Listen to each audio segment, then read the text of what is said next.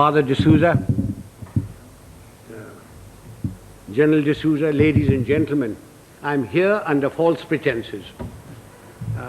I must be the only one here who has never been into a college. General D'Souza has told you all about me. I'm most appreciative of his kind words. My only regret is that my wife wasn't here to hear them. She would have treated me with greater respect. And when I say I'm uneducated, I really mean it. I must be the only member of my family who isn't a graduate. I managed to do my inter-science. I got a 3rd division, mushkil se. Anyway, it's nice being in this hall with all the academics and all the educated people. And I take this opportunity of inaugurating your Silver Jubilee series on leadership. I don't know what one does for inauguration, but may I say that I have inaugurated the thing.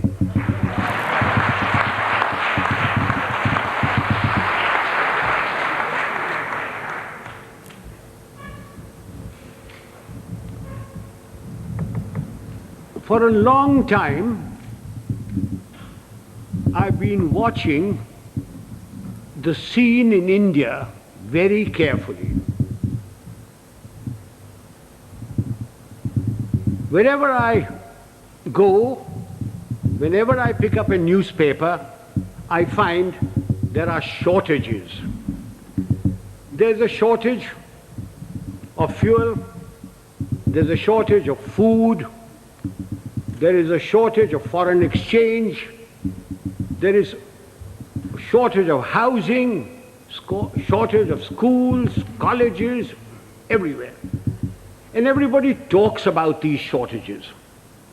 But the one shortage which is responsible for all these shortages is generally glossed over, which is the shortage of leadership.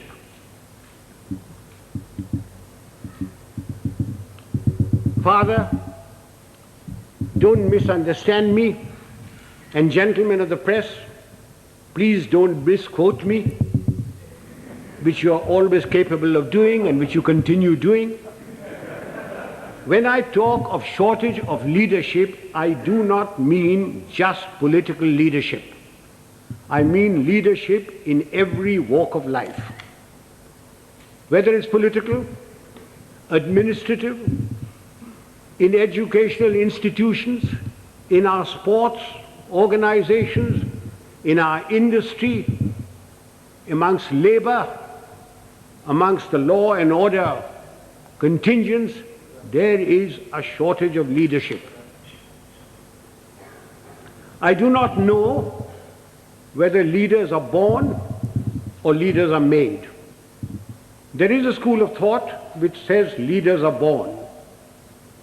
Father, we have a population of 780 million people, and we procreate at the rate of 1 Australia every year.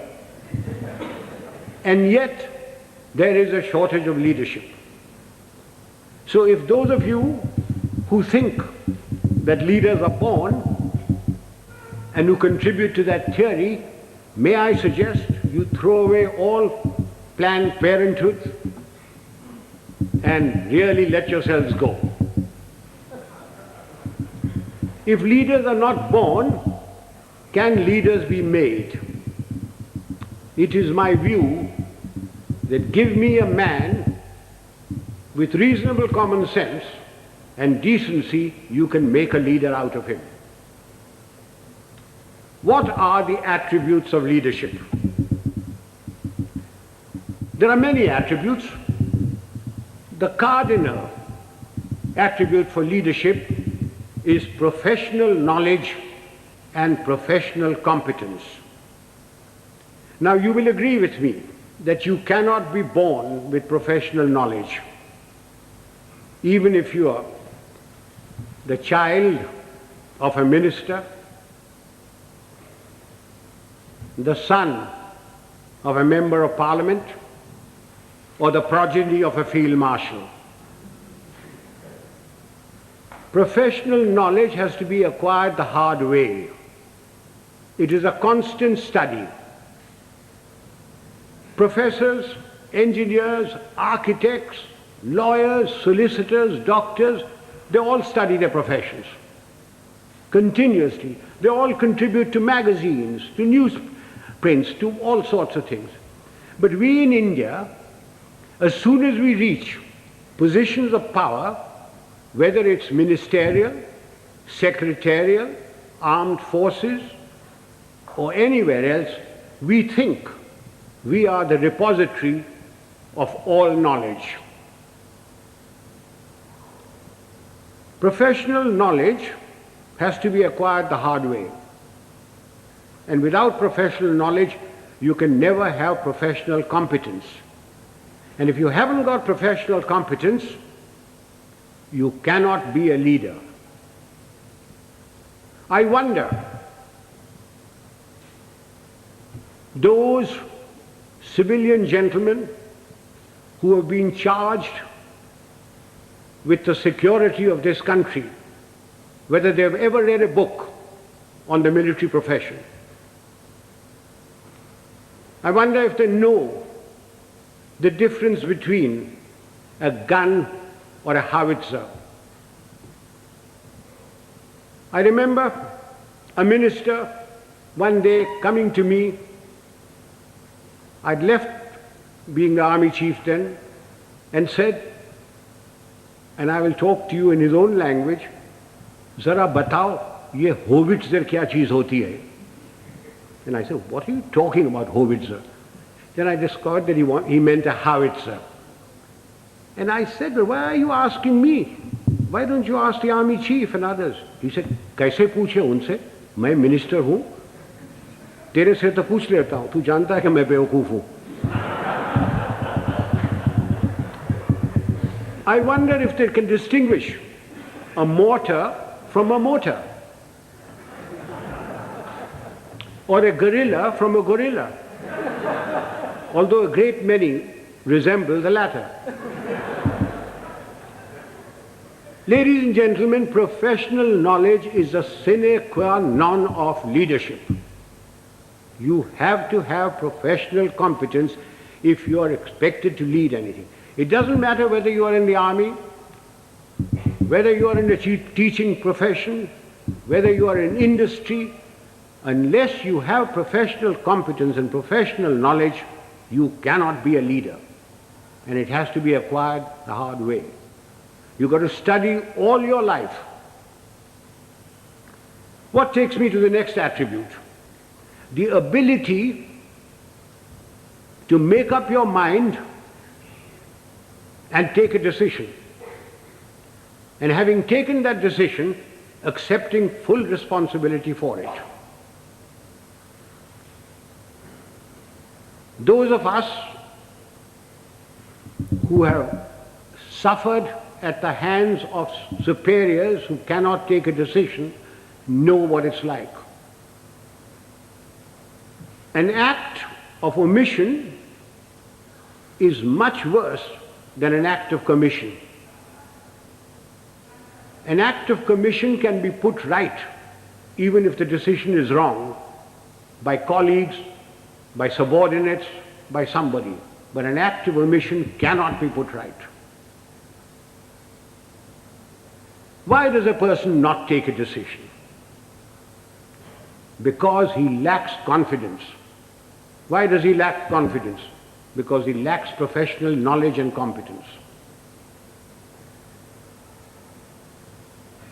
Eustace will tell you that when I was the army chief, I'd go around, ask my generals, "What are you doing about this?" And he said, "Sir, I've been thinking, I've been considering." And then I produced for myself a Manekshawism. And Father, will you forgive my language? I used to say, if you must be a bloody fool, be one quickly. Take a decision and then accept full responsibility for it. Do you know how much money is lost in the country because somebody won't take a decision? Costs escalate, papers lie in somebody's place for days, for months, for years. And when they finally take a decision, the cost of a project, the cost of something has gone up tenfold. Who suffers? We, the people of India, suffer. So that's the second requisite for leadership. The ability to make up one's mind, take a decision, and then stand by it. Don't pass the buck on to your subordinate. It's your decision. What comes next? Absolute justice and impartiality. Those of us who have dealt with masses of men, and I've dealt with over 1 million men in my time, know the value of this. Absolute justice and impartiality. No man likes being punished, and yet men will accept punishment if they know that everybody who commits that sort of a crime gets the same sort of punishment. They will take it stoically. They may not like it, they may not like you, but they will respect you. No man likes being superseded, and yet people will accept supersession if they know that it's been done fairly and they've been superseded by somebody who is better than them. But not because he happens to be a minister's son or related to Father D'Souza or the field marshal's wife's current boyfriend. Men will accept supersession. They may not like it, but they will do it. Now, ladies and gentlemen, this is very, very important in our country. We have tremendous pressures. We have large families. We have fathers, mothers, uncles, aunts, nephews, nieces, their fathers, mothers, etc. We have pressures from them. We have pressures from members of parliament. We have pressures from all sorts of people. And we lack the courage to withstand that pressure. This is very important for us in India. And that takes me to the next attribute: moral and physical courage. I do not know which is more important, moral courage or physical courage. Were I talking to a lot of soldiers, I would lay emphasis on physical courage. But since I'm only talking to a handful of soldiers, and mostly civilians, I will lay emphasis on moral courage. What is moral courage? Moral courage is the ability to distinguish right from wrong. And having distinguished that, you must have the courage to stand up and say your piece, irrespective of what your superior thinks, irrespective of your colleagues, irrespective of your subordinates. You must have the courage to say so. A yes man is a horrible man. He must be shunned. He is a disgrace. He may rise very high. He may become a minister. He may become a field marshal. But he will never, never become a leader. He will be used by his superiors. He will be disliked by his colleagues, and his subordinates have no respect for them. Moral courage is essential. Now, since you wanted to know some examples of moral courage from my past. I will give you a little story. In 1970, when General Yahya Khan put all the pressure on East Pakistan as it was then, and refugees started coming to India, there was a cabinet meeting.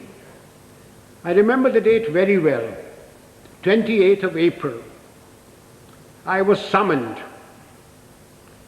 I had a very strong Prime Minister and Mrs. Gandhi, who ranted and raved at me, said, "What are you doing about it?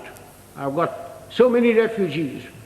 The Chief Minister of Bengal has just sent me a telegram. The Chief Minister of Tripura has done this. The Chief Minister of Assam is writing that there are more Bengalis there than their own population. What are you doing about it?"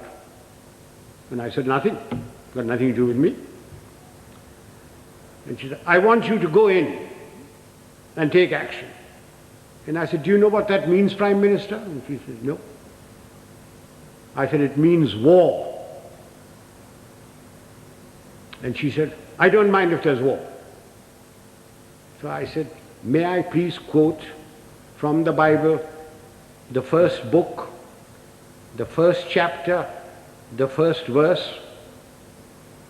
God said, 'Let there be light,' and there was light. And you say, 'Let there be war,' there be war. Are you ready?" I'm not ready. I'm not prepared.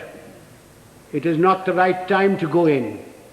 The monsoon will break very shortly, and the whole of East Pakistan will be a swamp. I will not be able to operate.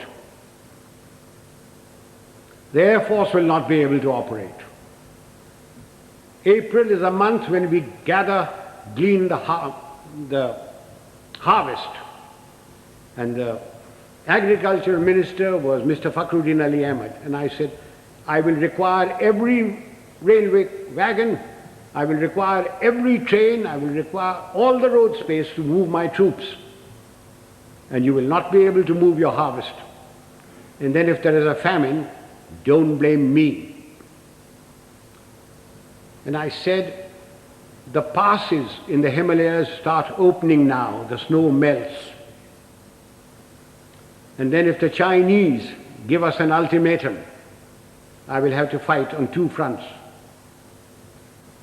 And then the External Affairs Minister, a Khalsa, Sardar Swaran Singh, said, "Do you think China will give ultimatum?" And I said, "You are the foreign minister, you tell me." And then my own minister, Jagjeevan Ram, who couldn't call me Sam, he used to call me Sham.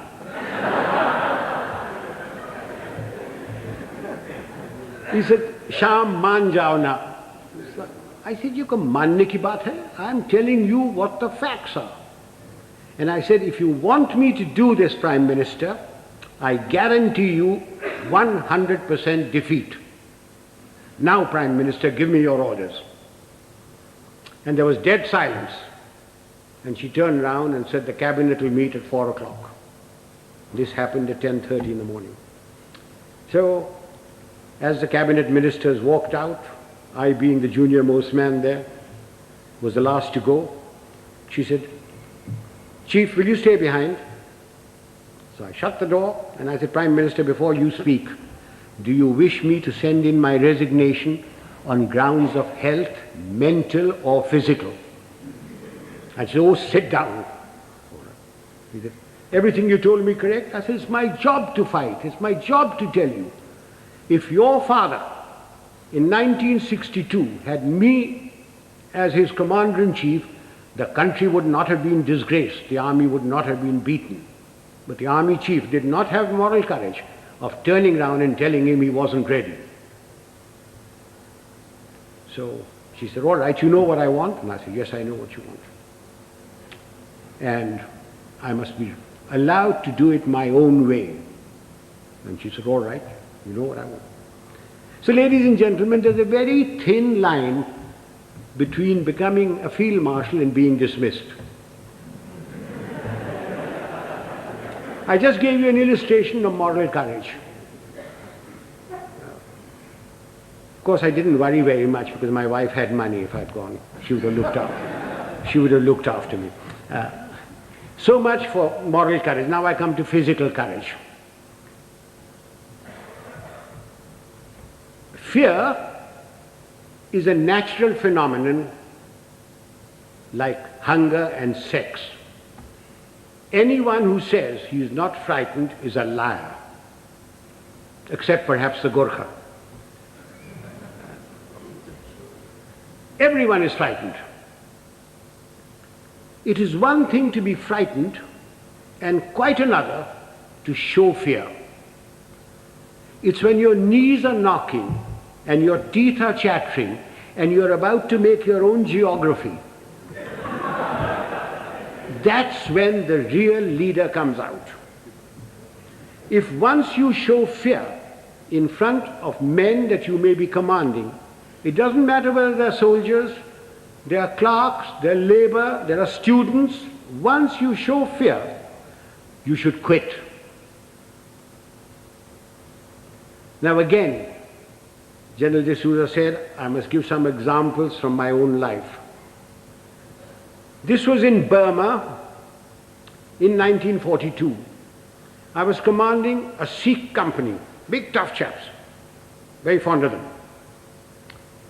I had a man called Sohan Singh, big man, stood about 6'4". He had been promoted many times to Lance Naik, to Naik, and every time, because he was a Badmash, he was broken. We'd had lots of casualties and we had to make promotions.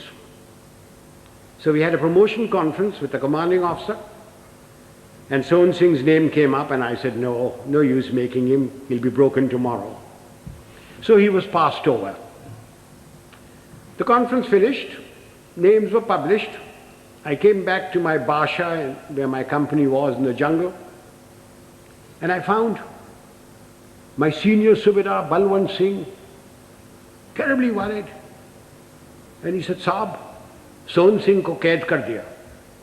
I said, क्यों क्या हुआ? उसने बोला कि आज आपको साहब गोली मारेगा. So I said, oh, अच्छा, पेशी होगा. So a stool was put in, a table was put there, and Sohan Singh was marched up in front of me. Sohan Singh was at that time a light machine gunner, and light machine gunners carried pistols, and his pistol was taken away from him. So he was marched up in front of me, the usual charge was read out, and I said, Sohan Singh, क्या बात है? साहब गलती हो गया. So I said, तुमने बोला कि तू हमको गोली मारेगा. So I picked up the pistol, loaded it, walked up to him, handed the pistol to him. I said, तेरा दिल है मारने का, मारो. And he said, नहीं साहब गलती हो गया. So I gave him a tight slap. I said, case dismissed, जाओ भागो. I went off to the mess, had my dinner, came back, and everybody in the company was very worried. And the Subedar Saab, Balwant Singh said, नहीं साहब आज रात आपको गोली मारेगा. So I shouted out, Sohan Singh किधर है? Sohan Singh came along. I said, Sohan Singh आज रात मेरा बादशाह पर तुम सेंट्री होगा, और कल सुबह 5 बजे 1 मग्गा चाह और 1 मग्गा गर्म पानी दाढ़ी बनाने के लिए. कोई शक? बेशक, भागो. And I went in there. I was woken up in the morning by Sohan Singh with a mug of tea and a mug of hot water, and he followed me like a lamb throughout the conflict.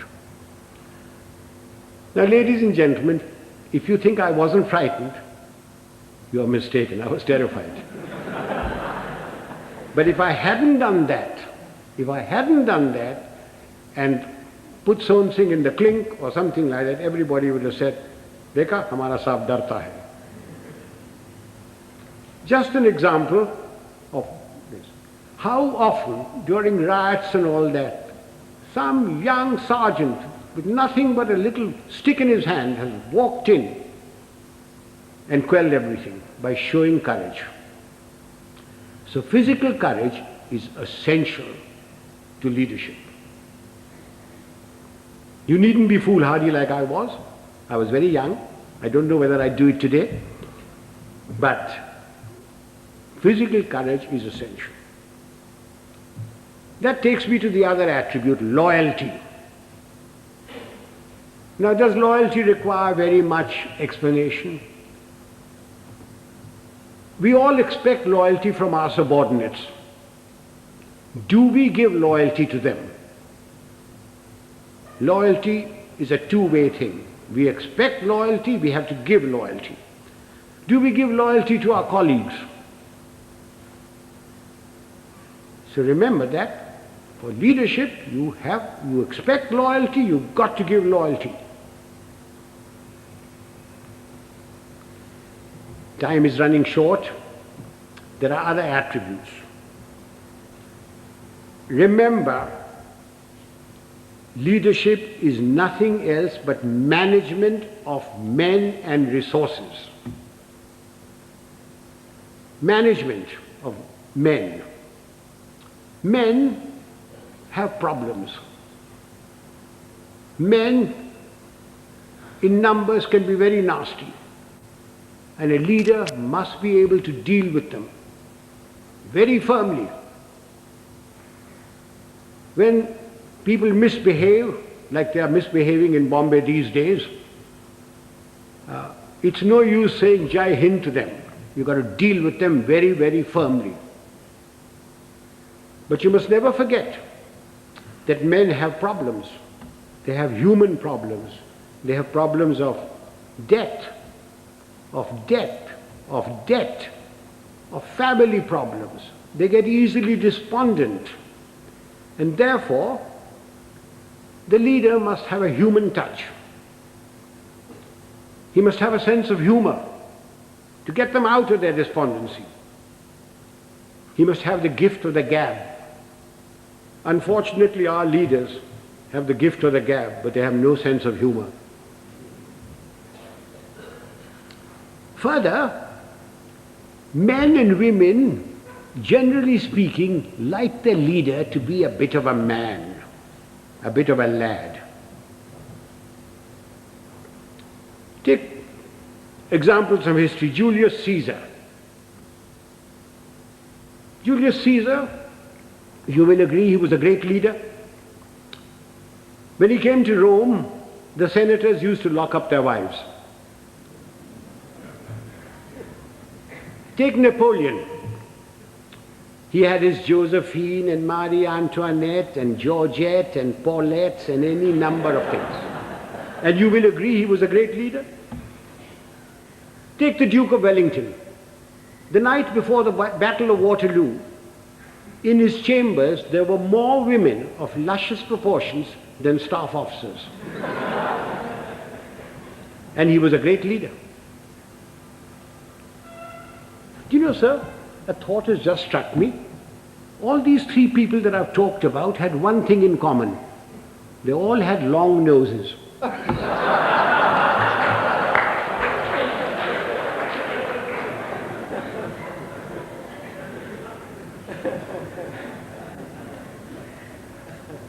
If my time is not up, can I crave your indulgence and talk for another 10 minutes? Ladies and gentlemen, no amount of leadership will put things right. There are two other aspects that we Indians must know and we lack badly. One is discipline and the second is character. What is discipline? Discipline is a code of conduct for decent living in society one with the other. Who lays down this code of conduct? Not the Prime Minister, not Parliament. Of course it's laid down in the Army Act. But I'm not trying to impose the Army Act on you. This code of conduct has come to us from father to son, from mother to daughter, from times immemorial. It's in the Bible, it's in the Gita, it's in the words of Nanak, in the sayings of Muhammad and Buddha. It's all come down. It's been refined as cultures have changed. Again, let me illustrate this by example.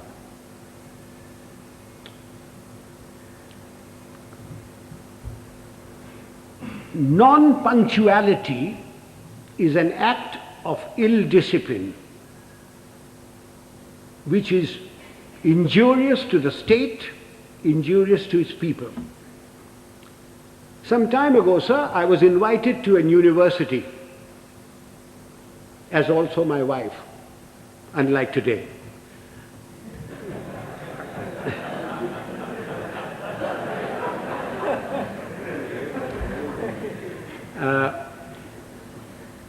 I was called there at a convocation at 5 o'clock in the evening. And having been in the army for 50 years, telling the driver, go slow, go fast, arrived there at 5 o'clock in the evening. I was received by the Vice Chancellor and his lady, the Union Secretary, escorted to the dais. My wife too was asked to sit on the dais, and she politely refused, saying that she'd much rather sit down, as this is the only opportunity she has to look up to me. And as usual, I was garlanded. The Vice Chancellor sang my praises and asked me to talk to these people. There were about 5,000 boys and girls there, plus deans, plus professors, plus lecturers, everybody. And as I got up to get to the desk, to the lectern, the Vice Chancellor says to me, sotto voce, Field Marshal, a fortnight ago we had invited a VIP to the same function. He was allowed to stand at the lectern for exactly 15 seconds. I wish you good luck. I said to myself, had the Vice Chancellor said this in his letter of invitation, I wonder whether I would have come. Anyway, I got up to the lectern and I addressed the gathering for the amount of time that I was allowed. I was heard in pin drop silence, and at the end of it, I got a thunderous applause.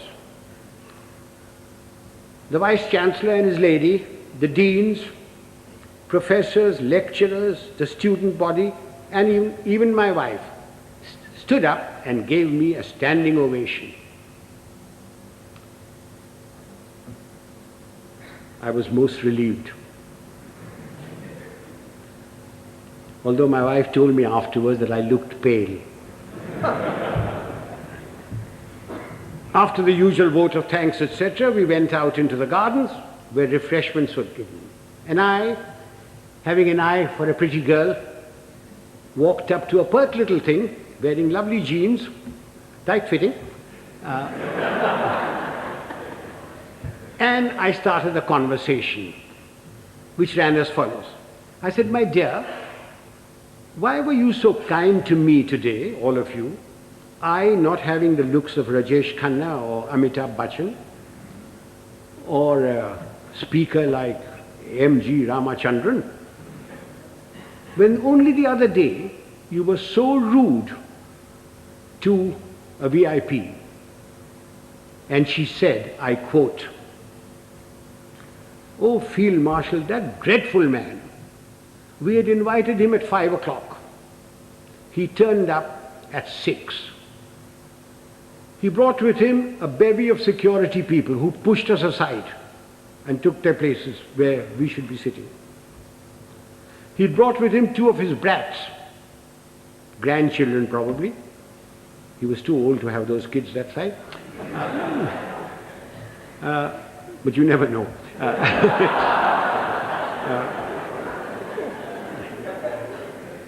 He was received by the Vice Chancellor and lady. He was the Union President garlanded him, and he demanded garlands for his 2 brats. The Union President, being very flexible, diverted the garlands for the Vice Chancellor and his lady to these brats. And then the Vice Chancellor sang his praises, saying how fortunate we were that he had come here, that he has done so much for the country, And all the while, this man sat there. He had come unwashed, unshaven, wearing a dhoti, exposing 4/5 of his legs, scratching away. And the Vice-Chancellor said that the worthy had been to jail. When he said that, the girl said, I almost shouted he should be there now. Then the Vice-Chancellor asked him to go to the lectern and to talk to us. So he picked up the lemonade or limca or whatever was there, which belonged to his female offspring, and took a sip, which started a howl. When that subsided, the worthy came to the lectern and said, friends and well-wishers, I have not had time to prepare my speech, but my secretary has written something for me, and he produced a whole heap of paper. He said, without any premeditation, without any thought, we made his stay very short. I unquote. Sir, I thank my lucky stars that 50 years in the army had made me come on time, that I'd been brought up to shave in the morning and shave in the evening if there was a function, that I had a lounge suit on, and although I have very nice legs, I didn't expose them, that I didn't suffer from itch or eczema to indulge in the scratching of the unmentionable.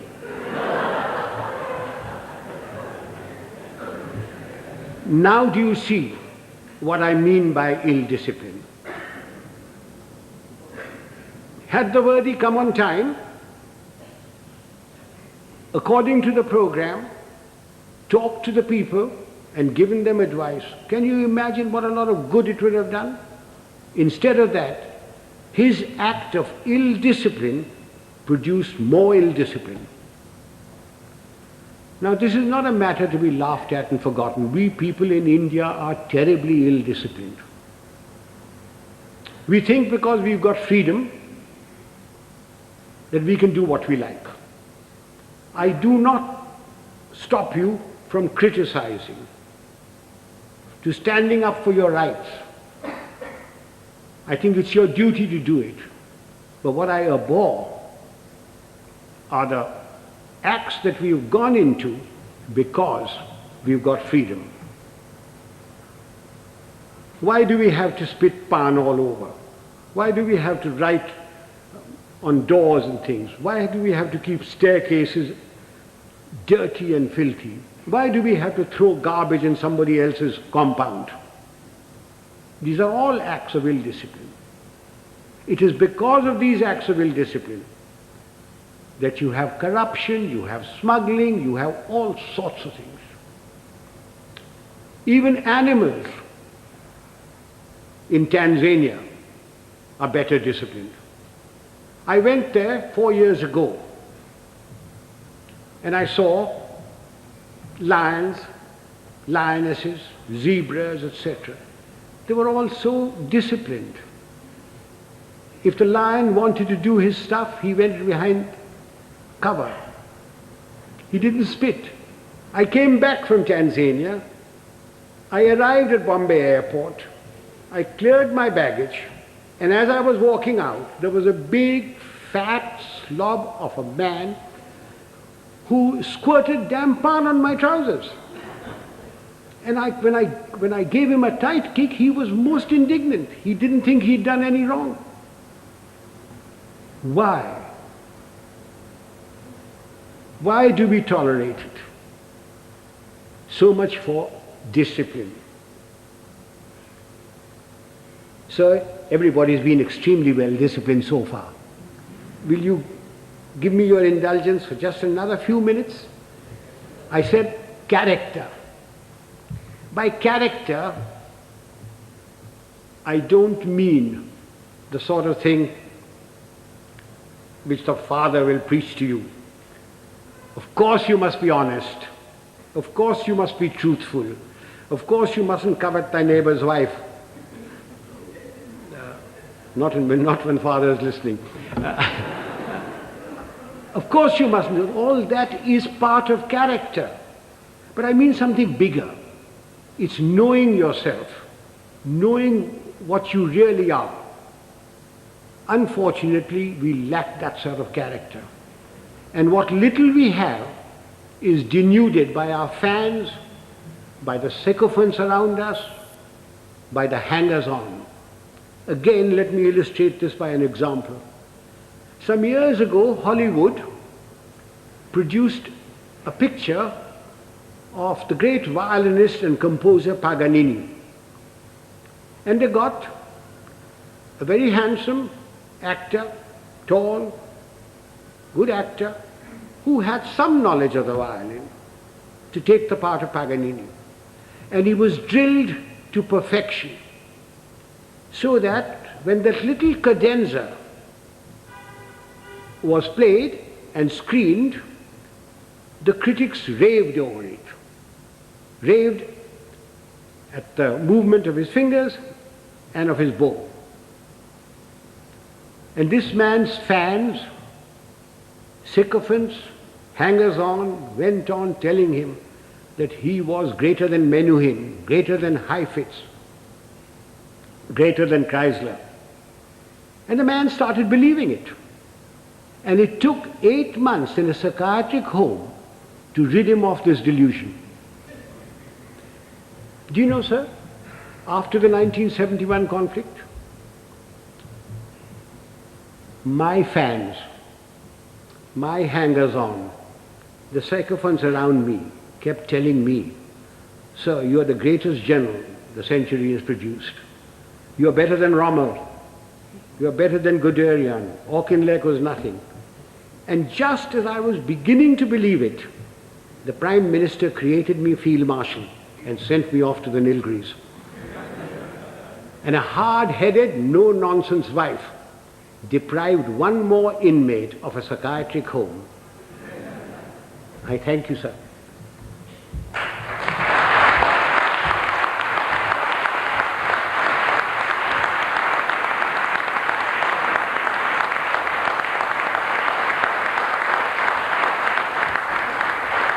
Ladies and gentlemen, I'm at your mercy.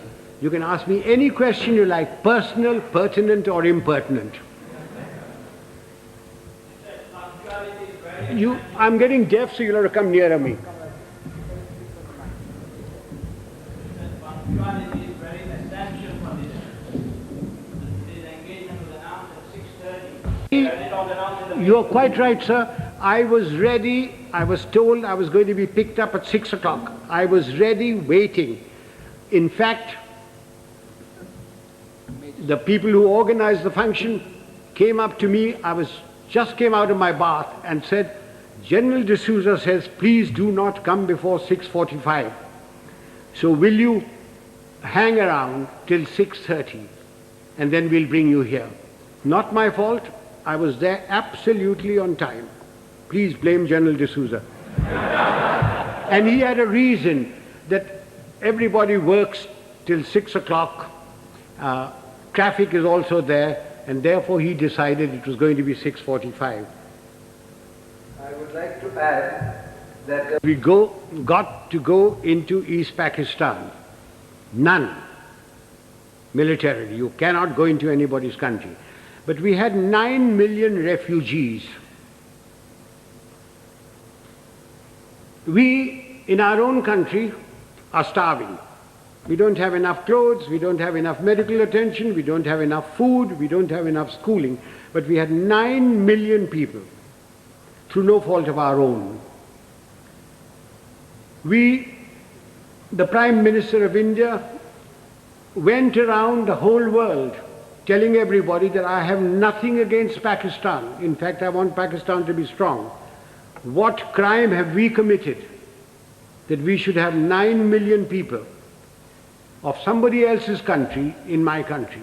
You Americans, if 2 Indians go there, you kick up a row. You, the French, won't accept anybody coming in. The British don't.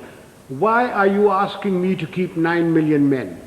Yahya Khan is your friend, not mine.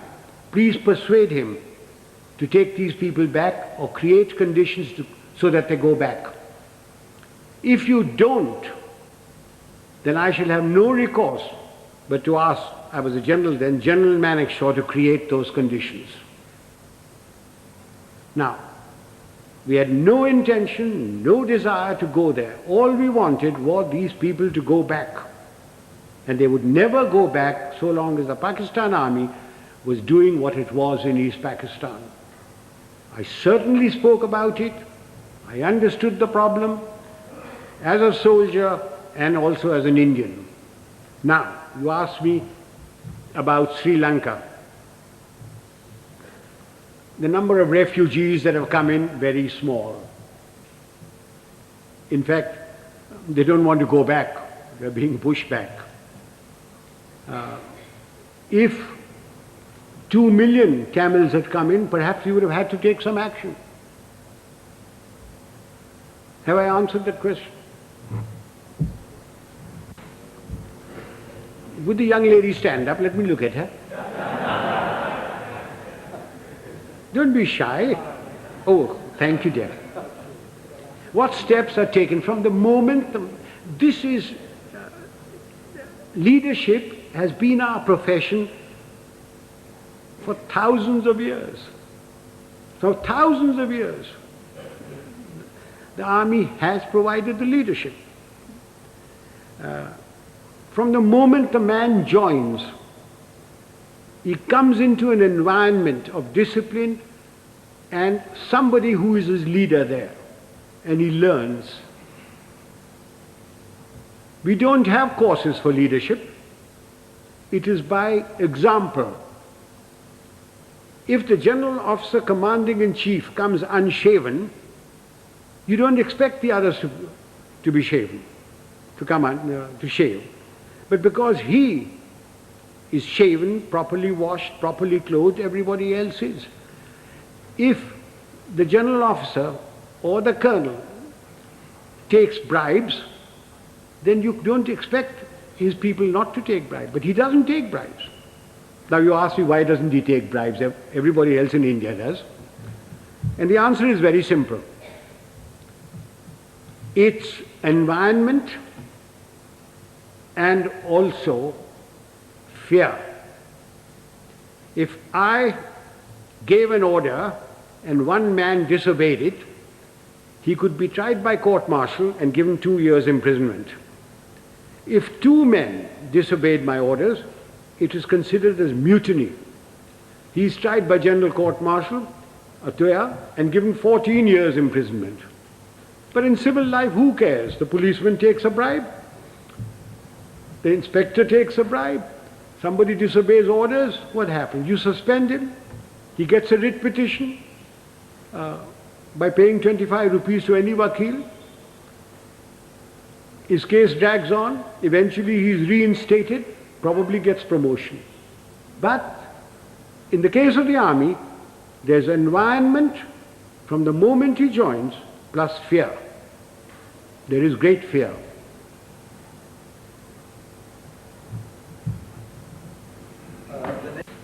We Indians are alleged or supposed to be very religious people. If you read your own religious book, whether it be the Bible or the Gita or the Granth Sahib or the Quran, you automatically have discipline, self-discipline. From your childhood, if your parents are doing their duty, you get discipline into you. If you have any pride in yourself, you have discipline in you. So, talking of self-discipline, there it is. The Roman Catholic Church has done a great deal, for bringing discipline into the world. It has erred at times, but it has done a great deal for bringing self-discipline. One of the things is the confession. that has brought a great deal of self-discipline in people. You can confess to yourself. When you go to bed at night, when you say your prayers, confess to yourself what wrong you have done. Otherwise, I can't give you any answer for self-discipline. Yes, sir. As Yes.